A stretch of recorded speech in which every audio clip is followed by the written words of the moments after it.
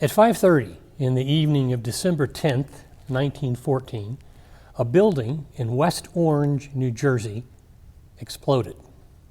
Highly flammable nitrates in stacks of motion picture film spontaneously combusted, the resulting fire soon engulfing 9 other buildings.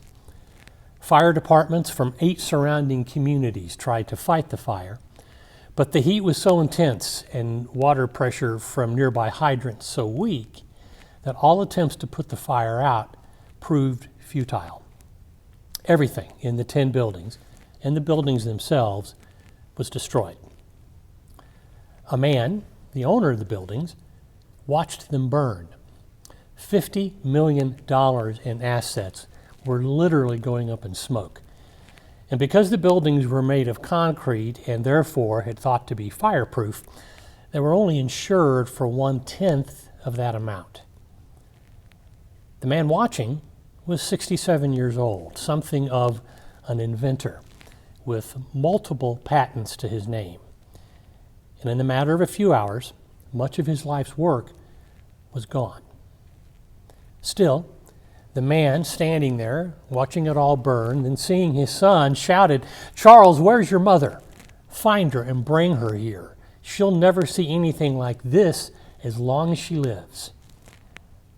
And the next morning, still watching the smoldering remains, the man said to his son, "There is great value in disaster.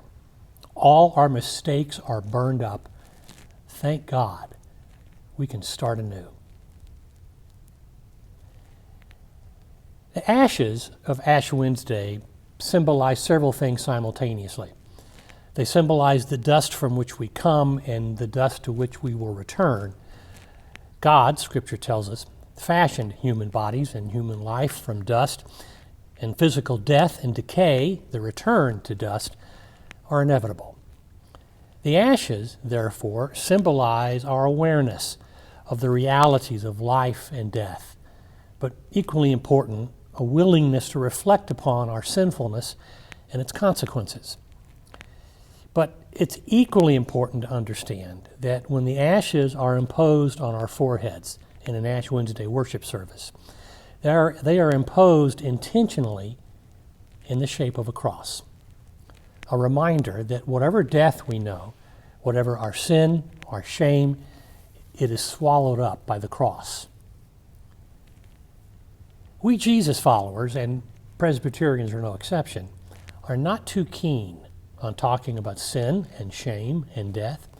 And we're especially uncomfortable with the scriptural notion that we're all born sinners, in spite of the fact, by the way, that the Calvinist roots that we Presbyterians come from are deeply embedded in the idea that we are all, as Calvin himself liked to say, utterly depraved. But like it or not, we are what we are, which means that as much as we need Jesus to redeem us from our behavior, we need him to redeem us from ourselves.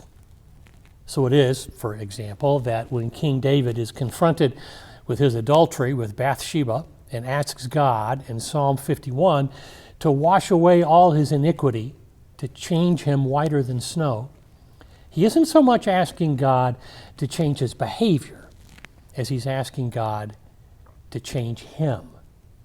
"Create in me a clean heart," David prays, "and put a new and right spirit within me. Take away the brokenness inside me that causes my sin," in other words, "and I will truly be transformed. Burn my mistakes, and I can start anew." God knows that sin cannot be dealt with through behavior alone. It requires an old self die that a new self can be born. Such is the promise of Ash Wednesday. Ashes imposed in the shape of a cross. The old self destroyed, the ashes, a new self born by living into the redemption that is ours through Christ's atoning death, the cross. The man who watched his buildings burn that night 106 years ago, that man was Thomas Edison. Yes, he had 1,000 patents to his name, but for everything that he invented that worked, he made countless mistakes along the way, countless more things that didn't. 3 weeks after the fire, in what was left of his plant, Edison began mass production of the first phonographs. His destroyed buildings were rebuilt, old mistakes were cleared away, and Edison began to dream new dreams. From the death of the old comes the birth of the new. The message of Ash Wednesday. Thanks be to God.